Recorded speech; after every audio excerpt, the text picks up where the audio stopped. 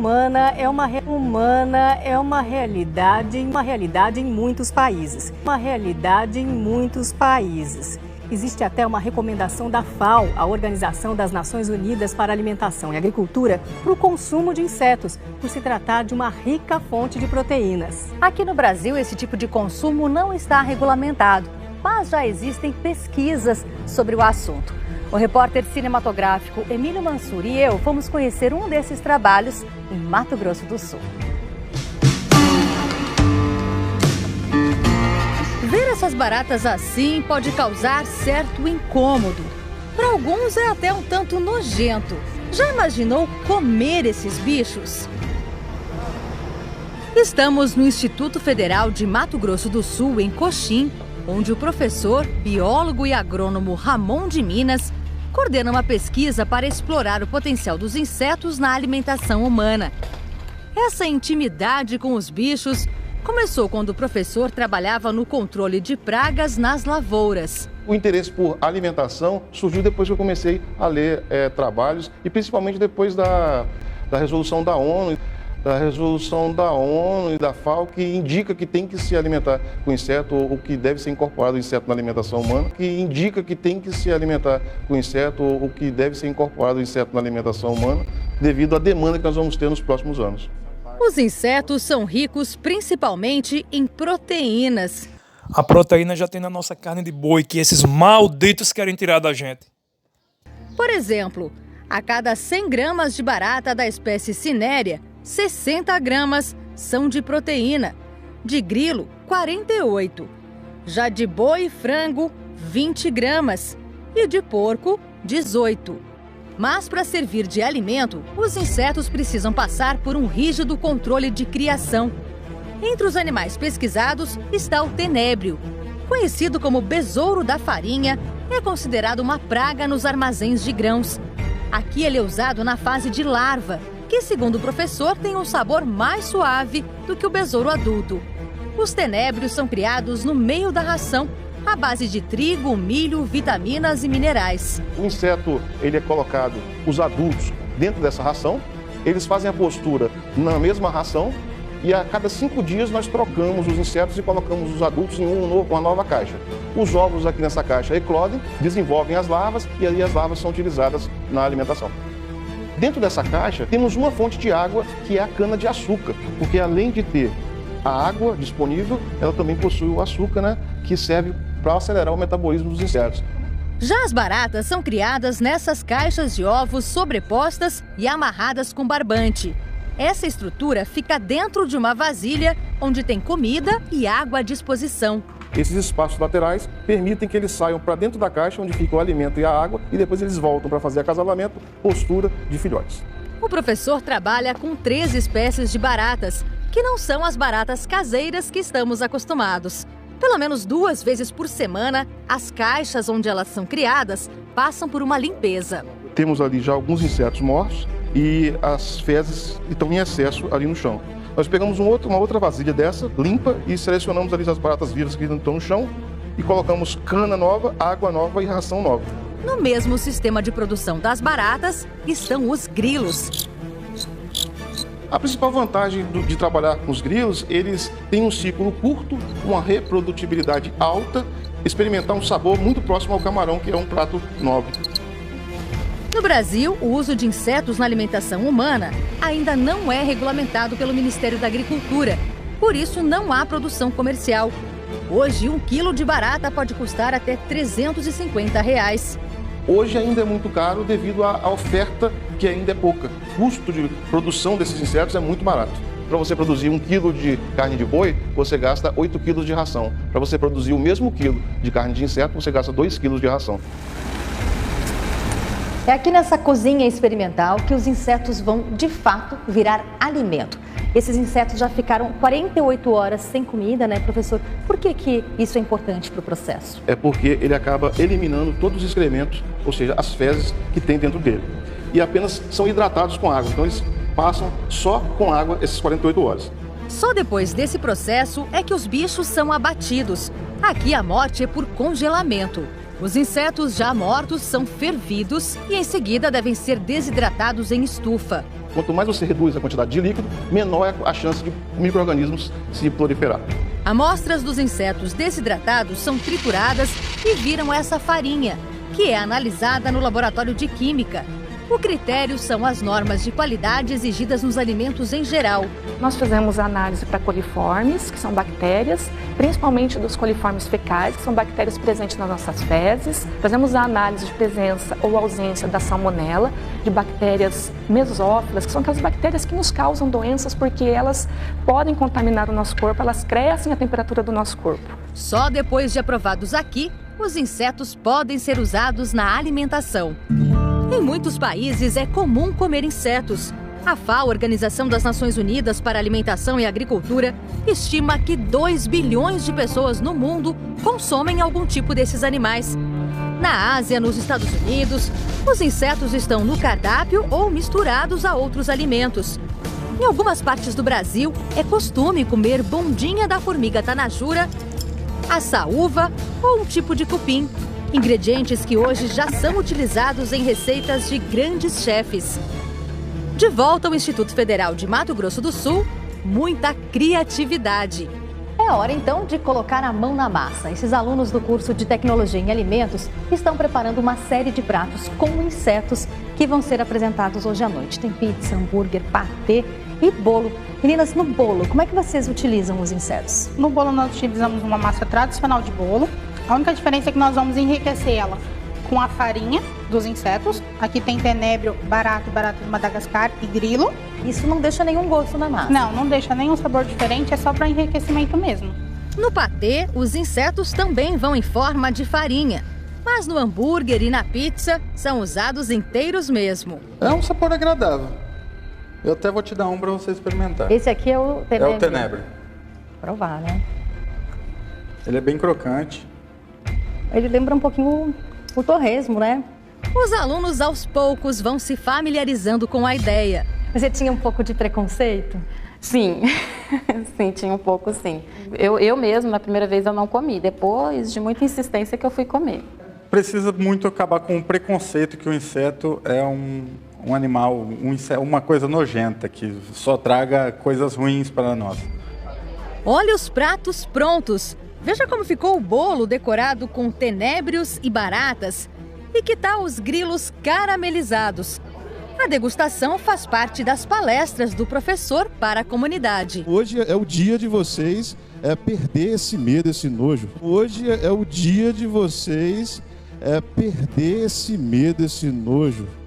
A plateia tem a chance de experimentar alguns insetos ali mesmo no auditório. E ao final, o banquete de insetos. Colocaram a baratinha aqui, não tá dando coragem de comer, não. Experimentei pão de queijo, o cachorrinho quente, bolo de chocolate, tá uma delícia. A baratinha tem uma crocância, ela é muito gostosa. A baratinha tem uma crocância, ela é muito gostosa. Em questão de poucos minutos, acabou tudo, mas a Adriana guardou um pão de queijo pra mim, né, Adriana? Ele é com patê de insetos, esse pão de queijo? Ele é o patê da sardinha, junto com a farofinha, né, que a gente fez, que é da larvinha, junto com a barata e o grilo. Bom, foi o que sobrou pra eu experimentar, então vamos lá. Muito bom. O gosto é imperceptível. Para nós, às vezes, o inseto é insignificante. Para nós, às vezes, o inseto é insignificante.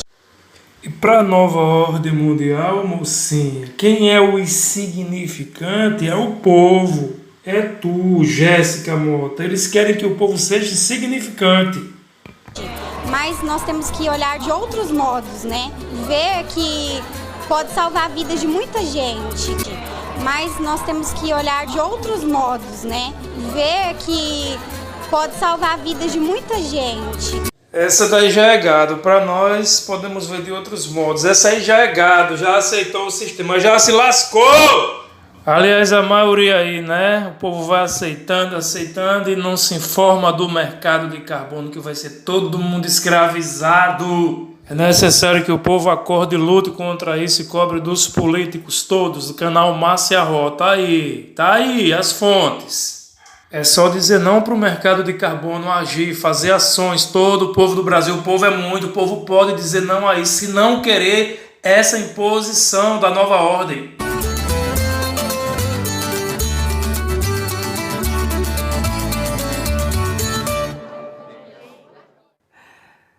Ô Cris, e foi difícil para você ter que experimentar essas receitas aí tão esquisitas? Até que não foi, sabe, Ellen? Inclusive eu fiz essa reportagem quando eu estava na fase de enjoos da gravidez. E do que eu experimentei lá, não senti nenhum gosto desagradável, não. E é importante a gente dizer que esse trabalho feito no Instituto Federal de Mato Grosso do Sul tem o acompanhamento da Vigilância Sanitária.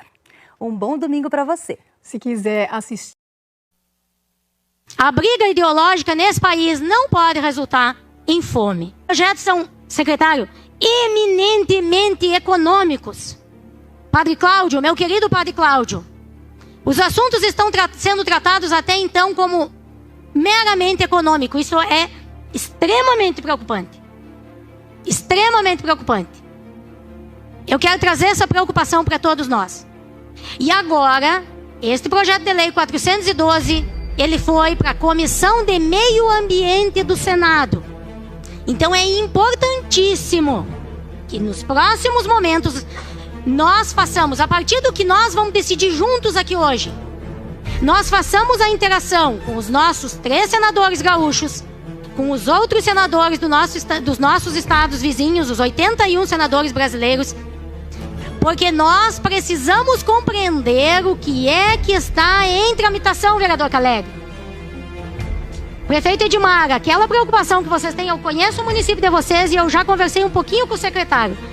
A preocupação de vocês é exatamente o que não está sendo avaliado nem pela Câmara dos Deputados e nem pelo Senado Federal. E é por isso que nós estamos aqui preocupadíssimos e a gente quer agradecer a Deus por vocês estarem aqui. Todos vocês que estão aqui são abençoados. Porque é importantíssimo o que nós vamos levantar em Caxias do Sul hoje. O que está sendo debatido em Caxias do Sul hoje é muito além dessa briga estúpida, imbecil, ideológica. Nós, Padre Cláudio, a comissão organizadora deste evento é, por coincidência, católicos leigos. Nós estamos fazendo orações para que nós possamos ter o Divino Espírito Santo nos iluminando e nos dando discernimento, para nós interagirmos com o parlamento brasileiro, porque a briga ideológica desse país não pode resultar para nós, Padre Cláudio, em fome. A briga ideológica nesse país não pode resultar em fome. Nós trazemos a questão dos padres, espero que os padres estejam assistindo, a diocese, a própria CNBB, eu espero que esteja assistindo, mas eu tenho que tomar uma atitude na minha vida da mesma forma que eu tomo no confessionário. A mesma sinceridade que eu tenho comigo mesmo para me acusar dos meus pecados e emendar-me e ter aquela vontade de me corrigir, aquela mesma sede eu tenho que ter na defesa dos meus valores. E é isso que eu tento passar para as pessoas hoje. Pessoal, ainda que o Brasil seja um grande potencial desse mercado, as consequências jurídicas, desapropriação, pedágio, vai ter produtor rural que vai ter que comprar carbono, porque não somos nós que somos o dono da metodologia ou da calculadora. Essa calculadora está lá em Bruxelas, está lá na ONU, lá na sede do pessoal. Não está com a gente. O método não é nosso, é com eles. E todos os projetos de lei utilizam eles como referência, porque precisa ter uma central para não existir duplicidade de compra e venda de créditos, pessoal. Por isso que centraliza lá. E o que eles estão centralizando não é crédito de carbono, não é dinheiro, não é nada disso. Eles estão centralizando o seu direito à vida, o seu direito a uma vida digna, a sua dignidade e a sua segurança alimentar. O mercado de cobrança de carbono com seus limites e rastreabilidade irá possibilitar a pegada de carbono que o Almir trouxe ao final da sua palestra. Eles conseguirão contabilizar o que você está consumindo e produzindo. Ou vocês esqueceram que quando você vai comprar um carro, tem um selinho no carro de emissões de gases? Qual é a pegada ambiental do carro? Se você vai de seu trabalho de carro ou você vai de ônibus? Quanto você consome de proteína animal no mês? Essas são as consequências jurídicas. Então, eu peço atenção especial de todos nós para o projeto de lei 2148/2015 da Câmara dos Deputados e 412/2022 do Senado. Eu pergunto, os nossos vereadores aqui presentes e aqueles que nos assistem pelo YouTube, os nossos prefeitos, os nossos secretários da Agricultura e do Meio Ambiente, vocês já tinham parado para pensar nos impactos do que está em tramitação pelo Parlamento brasileiro? Eu quero que hoje à tarde a gente saia daqui compreendendo os impactos disso. Almir, a tua missão, meu irmão, é extremamente importante. Eu quero que a gente se questione hoje aqui por que a ministra do Meio Ambiente do nosso sagrado país falou na COP27 que nós somos 120 milhões de brasileiros que passamos fome. Eu não sei para vocês, mas para mim aquilo doeu na minha alma. Eu não quero saber que tem 120 milhões de irmãos meus passando fome. Também não quero que eles comam inseto. Também não quero que eles comam inseto. Já sofro quando vejo eles catando lixo. É por isso que nós estamos hoje aqui, prefeito Cassiano, prefeito Edmar. E eu quero que vocês levem para os municípios de vocês, e eu tenho certeza absoluta que em Nilópolis e em IP, assim como aqui em Caxias do Sul, né, secretário Rudimar, nós vamos tratar esse assunto com carinho, porque nós não queremos que a ministra tenha feito uma projeção. A gente não quer que a ministra do Meio Ambiente do nosso país tenha feito uma projeção na COP27. A gente não quer. A nossa Santa Igreja está preocupada com a fome. Excelente. Nós queremos que a nossa Santa Igreja seja bem-vinda hoje aqui. Já agradecemos e vou mais uma vez mencionar. E nós queremos sim nos ajudar, somar forças para levarmos a verdade sobre como que nós, cada cidadão gaúcho, cada cidadão serrano, cada cidadão brasileiro fará para que todos nós tenhamos comida na nossa mesa. Então que a campanha da fraternidade verse sobre como que nós teremos discernimento para conseguirmos lidar com este assunto importantíssimo para todos nós. E ele está só começando.